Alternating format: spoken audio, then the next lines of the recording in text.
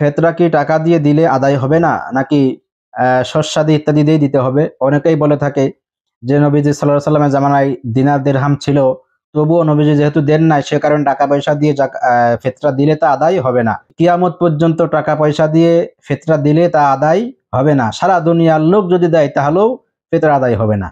আসলে এই সমস্ত লোকদের বুঝ খুবই সংকীর্ণ, তাদের মন মানসিকতাও সংকীর্ণ। তারা কিয়ামত পর্যন্ত যদি বলতেও থাকে তবুও টাকা দিয়ে দিলে ফেতরা আদায় হয়ে যাবে, এতে কোনো সমস্যা নেই।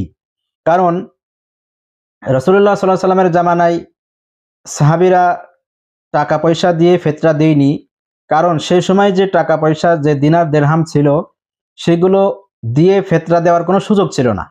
কারণ ফেতরা আসে সামান্য এক সা খেজুর, এক সা পনির ইত্যাদি, যার মূল্য একটা দিরহামের থেকে অনেক অনেক কম। তারপরে আধা সা গম, আটা, এর যে মূল্য হয় একটি দিরহামের মূল্যর পরিমাণ নয়, বরং এই এক সা আধা সা যেই পরিমাণ খাদ্যের কথা এসেছে, এমন বহু সা এক দিরহাম দিয়ে কেনা যেত। তাহলে কি দিরহাম দিয়ে ফেতরা দেওয়ার কি সুযোগ ছিল? ছিল না। পরবর্তীতে আমরা দেখতে পাই যে যখন টাকা বা দিনার দিরহামের আপডেট হয়েছে, কিছুটা পরিবর্তন হয়েছে, দিনার দিরহামের ছোট ছোট রূপ চলে এসেছে, আপডেট চলে এসেছে, তখন কিন্তু সাহাবা একরামরাই দিনার দিরহাম দিয়ে ফেতরা দিয়েছেন বলে প্রমাণিত আছে।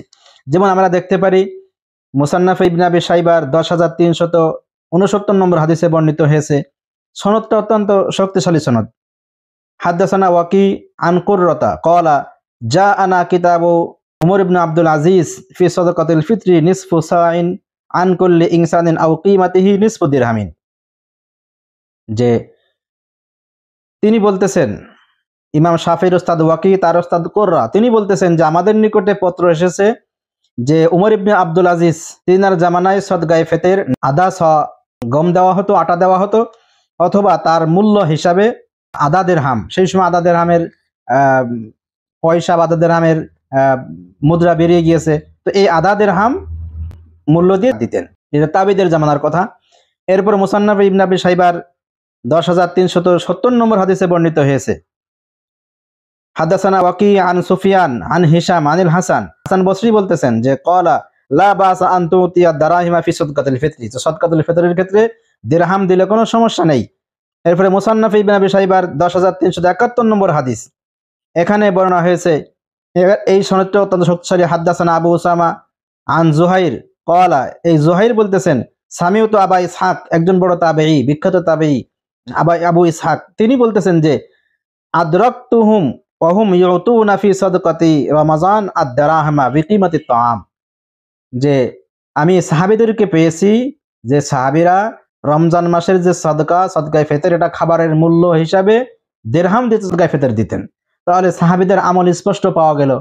যখন দিরহাম পরিবর্তন হয়েছে, ছোট ছোট হয়েছে, তখন বাকি রাসূলের জামানায় দিরহাম এবং দিনার এই পরিমাণ বেশি স্বর্ণ এবং বেশি রূপা ছিল দিরহামে, যার দিয়ে যাকাত ফিতরা দেওয়ার সুযোগ ছিল না। কারণ ফিতরার পরিমাণ আধা সা এক সা পরিমাণ, এর মূল্য তো বহু কম। এই এক দিরহাম দিয়ে বহু সা গম, বহু সা খেজুর, পনির ইত্যাদি ক্রয় করা যেত। সে কারণে রাসূলের জামানায় সাহাবা একরাম দেননি, কারণ দেওয়ার সুযোগ ছিল না। ঠিক সেই সাহাবীরাই আবার পরবর্তীতে যখন মুদ্রার আপডেট এসেছে, ছোট হয়েছে, তখন তেনারাই দিয়েছেন। অতএব নির্দ্বিধায় নিঃসংকোচে ফিতরা টাকা পয়সা দিয়ে দেওয়া যাবে, এবং এটা দিয়ে দেওয়াই উত্তম, কারণ এতে উপকার বেশি।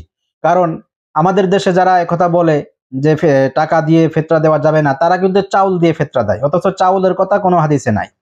তাদের তো উচিত চাউল না দিয়ে যেই খাদ্যর কথা হাদিসে এসেছে সেগুলো দেওয়া, তাহলে বিক্রয় করে আরো বেশি টাকা পেতে পারে যারা গরিব তারা। চাউল দিলে তো অনেক সময় এমন হয়ে যায় যে চাউল অনেক বেশি হয়ে গেছে, চাউল দিয়ে অবশেষে সেই চাউল বিক্রয় করে তাকে আবার সিমাই, চিনি ইত্যাদি অন্য অন্য খাবার কিনতে হয়। সেক্ষেত্রে সবচেয়ে বেশি উপকার টাকা দিয়ে দিলেই।